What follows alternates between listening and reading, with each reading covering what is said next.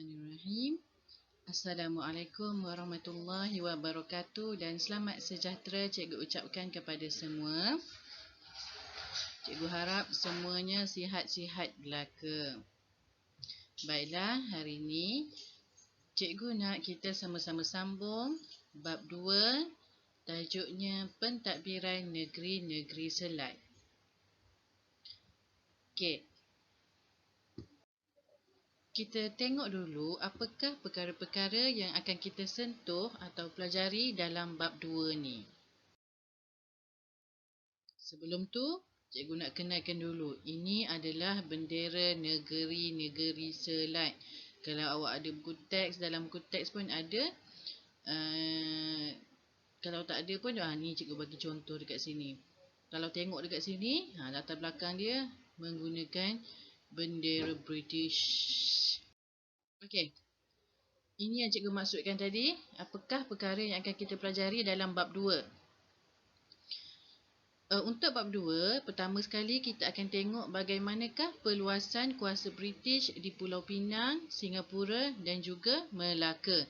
Yang ni yang akan cikgu sentuh pada hari ini. Bagaimana permulaannya British bertapak di Pulau Pinang, Singapura dan Melaka.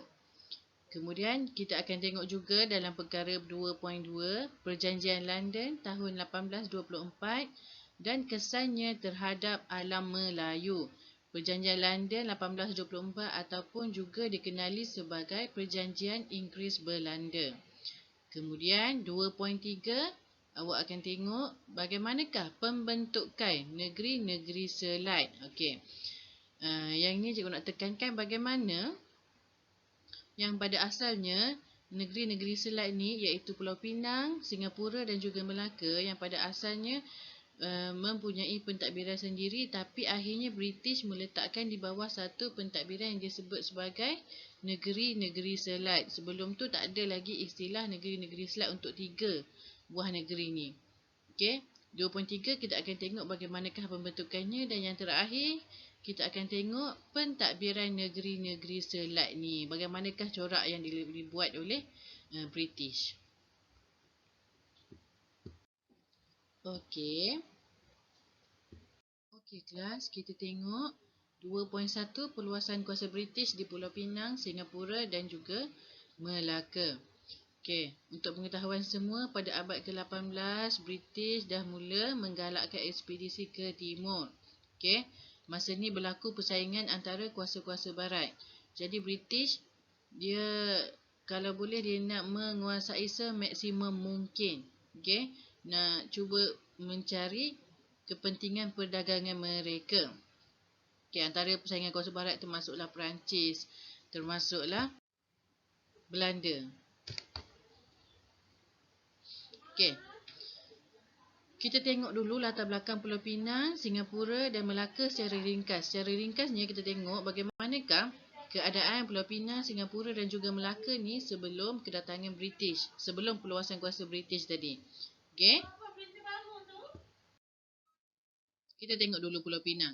Pulau Pinang ni menjadi pelabuhan dagang bagi daerah serantau terutamanya Aceh di Sumatera. Kemudian Pulau Pinang juga merupakan wilayah Kesultanan Kedah dan menjadi tempat persinggahan pedagang-pedagang dari Lingga yang berdagang dengan Kedah.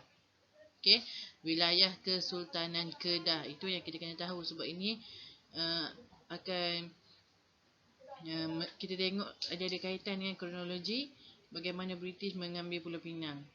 Kemudian kita tengok Batu Uban merupakan pelabuhan paling awal dibuka dan sering dikunjungi oleh pedagang Arab. Okey. Pelabuhan Batu Uban ni awak kena ingat nama pelabuhan di Pulau Pinang ni iaitu Batu Uban. Okey, kemudian pertempatan Batu Uban dibuka oleh orang Melayu dari Sumatera pada tahun 1759. Okey, Sultan Kedah menganugerahkannya sebagai membalas jasa orang Sumatera membantu Kedah menentang Siam. Okey, ini serba sedikit berkenaan dengan Pulau Pinang. Kita tengok Pulau Singapura. Singapura merupakan wilayah Kesultanan Johor Riau. Kemudian Johor, Singapura dan Kepulauan Riau ditadbir oleh Temenggung Abdul Rahman yang tinggal di Singapura. Pemerintah Kesultanan Johor Riau ialah Sultan Abdul Rahman yang bersemayam di Linggar dan mengadakan hubungan baik dengan Belanda. Ketika pentadbiran Temenggong Abdul Rahman, ladang-ladang gambir diusahakan oleh orang Melayu dan Cina Singapura. Ini latar belakang Singapura. Okey, latar belakang Melaka. Melaka merupakan kerajaan alam Melayu yang unggul pada abad ke-15. Pada 1511, Melaka ditawan oleh Portugis. Kemudian pada tahun 1641 hingga 1824, Melaka menjadi tanah jajahan Belanda setelah Belanda mengalahkan Portugis dengan bantuan Kesultanan Johor Riau. Kemudian Belanda menjadikan Melaka sebagai pusat pengumpulan hasil biji timah dari negeri-negeri Melayu. Belanda mementingkan Betawi di Pulau Jawa sebagai pusat perdagangan utama di alam Melayu. Okey, kalau kita tengok dekat sini, ketiga-tiga buah negeri tadi iaitu Pulau Pinang, Melaka dengan Singapura dah ada corak pentadbiran dan juga dah ada kepentingan ataupun kelebihan mereka masing-masing. Kalau tengok dekat sini, untuk perdagangan, inilah semua antara perkara-perkara yang menarik minat British untuk mengambil negeri-negeri selat ni. Okey, yang ni cikgu tunjuk contohlah di manakah kedudukan Pulau Pinang, Melaka dan juga Singapura. Awak tengok dekat sini yang ada anak panah tu. Kecil je tu. Ha ni. Ini Pulau Pinang. Kemudian Melaka. Dan yang ni Singapura. Okey, inilah kedudukan negeri-negeri selat.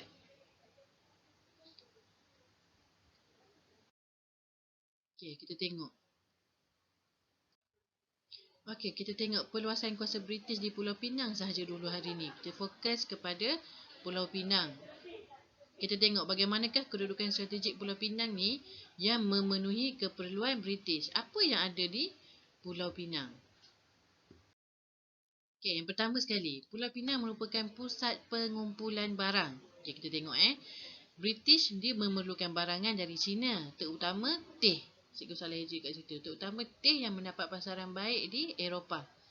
Tapi China pula memerlukan emas, perak, biji timah dan rempah ratus sebagai tukaran. British memerlukan pusat pengumpulan barangan tersebut yang boleh diperoleh di alam Melayu untuk ditukarkan dengan teh dari China. Okey. China dia tak nak pun barang-barang British, tapi dia nak barang-barang seperti emas, perak, biji timah dan juga rempah ratus sebagai tukaran dengan teh yang diperlukan oleh British tadi. Jadi barang-barang tu boleh dapat dekat mana? Okey, barang-barang tu boleh dapat di alam Melayu. Kemudian kita tengok pelabuhan persimpangan. British memerlukan pelabuhan persimpangan di laluan perdagangan antara China dan India. Tempat membagi kapal, bekalan makanan dan minuman serta berlindung sementara menunggu peralihan angin monsun. Okey. Kemudian memudahkan penjelajahan ke rantau Asia Pasifik. Okey, pelabuhan persinggahan ini sangat penting untuk para pedagang. Sebab apa? Mereka memerlukan kawasan persinggahan ni untuk kepentingan yang cikgu dah sebutkan tadi tu. Untuk bagi kapal, bekalan makanan, minuman serta berlindung sementara menunggu peralihan angin monsun. Kemudian kita tengok apa yang menyebabkan British nak ambil Pulau Pinang. Pangkalan tentera. Pangkalan tentera laut British terletak di pantai barat India iaitu Bombay sukar mengawal pertempatan British di pantai timur iaitu Madras. Okay, jadi mereka memerlukan pangkalan yang lebih strategik untuk pertahanan daripada ancaman Perancis dan menghadapi saingan Belanda di alam Melayu. Mereka saling bersaing. Jadi untuk tujuan pertahanan ini, British memerlukan pangkalan tentera yang baru. Jadi mereka mensasarkan Pulau Pinang. Okay, kita tengok. Bagaimanakah kronologi pendudukan British di Pulau Pinang? Okey, kita tengok dulu. Perebutan tahta Kesultanan Kedah. Bagaimanakah peristiwanya? Sultan Muhammad Jiwa melantik Tengku Abdullah sebagai Raja Muda Kedah. Okey, ada dalam kalangan kerabat diraja tidak bersetuju dan berpakat dengan Bugis di Selangor untuk menentang Sultan untuk menentang Sultan Muhammad Jiwa. Okey. Jadi apa yang Sultan Muhammad Jiwa buat? Sultan Muhammad Jiwa memohon bantuan SHTI untuk mempertahankan kedaulatannya. Okey, kemudian SHTI menghantar wakilnya Edward Monckton berunding, tetapi gagal. Sebab apa? SHTI tidak memberi jaminan untuk melindungi Kedah. Kemudian kita tengok pula ancaman Siam. Semasa pemerintahan Sultan Abdullah pada tahun 1778 hingga 1798 ni, Siam menuntut kembali penghantaran bunga emas daripada kerajaan Kedah yang terhenti semasa Perang Siam-Burma. Okey. Sultan Kedah yang berasa tergugat terus memohon bantuan SHTI dengan menawarkan Pulau Pinang dengan syarat mesti melindungi Kedah daripada ancaman Siam. Okey. Baginda meminta Francis Light iaitu pedagang persendirian untuk menyampaikan hasrat tersebut. Okey, kita tengok bagaimanakah tipu helah Francis Light untuk menduduki Pulau Pinang. Francis Light yang menyedari kelebihan Pulau Pinang tadi berjanji akan memenuhi syarat yang diminta oleh Sultan Abdullah. Sultan Abdullah menawarkan pertempatan Pulau Pinang kepada Francis Light sementara menunggu keputusan daripada SHTI. Okey. Francis Light menamakan Pulau Pinang sebagai Prince of Wales Island dan pertempatan mereka dinamakan sebagai Georgetown. Okey, SHTI belum lagi memberi bantuan kepada Sultan Kedah, tapi Sultan Kedah telah pun menawarkan pertempatan di Pulau Pinang. Okey, sementara nak tunggu jawapan daripada SHTI.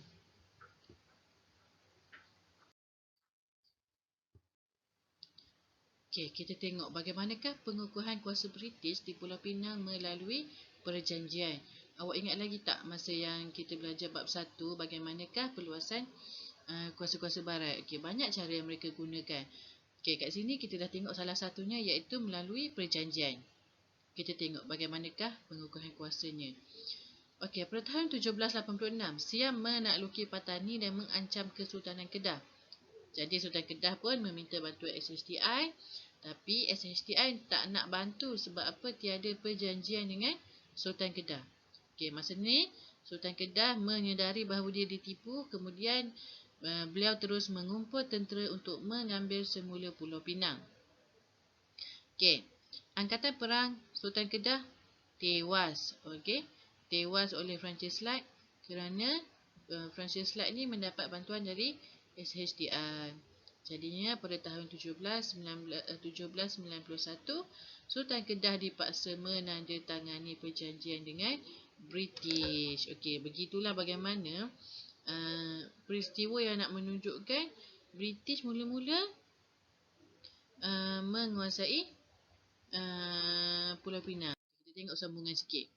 Perjanjian ini secara rasmi mengiktiraf pendudukan British di Pulau Pinang. Okay, pada tahun 1800, George Late, Gubernur Pulau Pinang, mendesak Sultan Kedah iaitu Sultan Diodin pada tahun 1798 hingga 1804. Dah dapat Pulau Pinang, mereka mendesak pula untuk menandatangani perjanjian yang membolehkan untuk menduduki seberang perai. Okay. Apa yang hebatnya seberang perai ni? Sebab penting untuk benteng pertahanan dan juga kawasan pertanian kepada penduduk Pulau Pinang. Jadi bermulalah kemasukan kuasa British ke negeri Melayu. Okey, ingat lagi cikgu cakap awal-awal tadi, Pulau Pinang merupakan satu wilayah daripada Kesultanan Kedah. Okey, bila kemasukan British, Pulau Pinang menjadi terpisah daripada Kesultanan Kedah, kemudian mencipta identiti sebagai tanah jajahan British.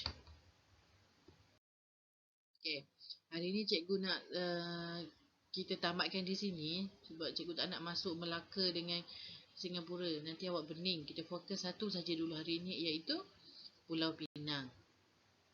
Okey, terima kasih kelas. Kita sambung kemudian.